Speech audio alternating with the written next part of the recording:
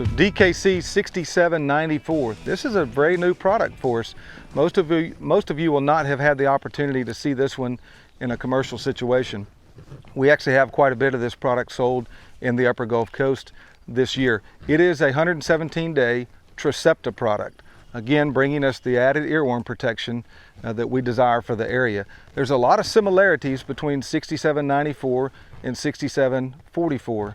In terms of plant height, the overall structure of the plant looks very similar, but there are some major differences. Scott, what are the major differences that we get with 67-94 over 44? Yeah, absolutely. So 67-94, really we're getting the first good look at it this year. It's not a brand new product to the brand. It was actually released a year ago, but we were unable to test it because of seed being winter produced, and so we didn't get a chance to look at it.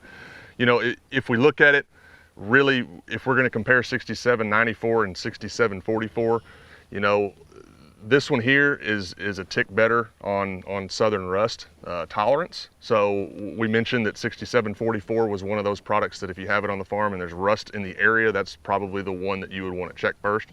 So this one's a tick better on that.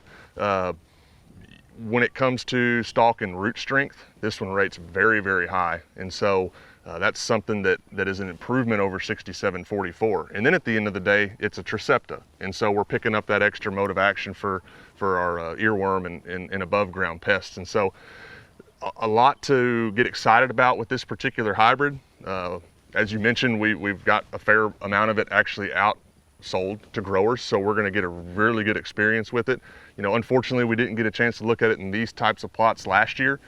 We had 2 years of data from the previous 2 years before it got advanced of breeder data here in the eastern half of Texas, let's say, at multiple locations, and this product was up there at the top from a performance standpoint compared to some pretty stout competition within our own lineup that we're currently selling a lot of bags of. And so this is one to get excited about. It brings some things that some of the other hybrids that we have that have done well don't necessarily have, and can kind of, you know, ease a little pressure maybe off of some of those other products. But definitely one that we're very excited about. How well do you expect this one to travel across different soil types and different geographies? You know, if I go back and I look at some of that yield information that we had from the breeding trials and things like that over the last couple of years, you know, those are spread all over the state in a lot of different yield environments and in some really low yield environments. And so looking at some of that information that was out there on this particular hybrid, even in some of those tough yield environments, it was still hanging in there up there towards the top. So it looks like it might have some pretty good toughness to it as well.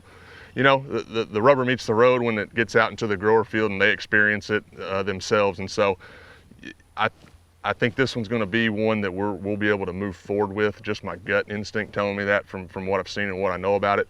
It looks like it's going to definitely have a fit in the Upper Gulf Coast and across a lot of Texas in general. So very excited about 67-94, brings another Tricepta product into the lineup in that key 117-day relative maturity range. So we're very excited about 67-94.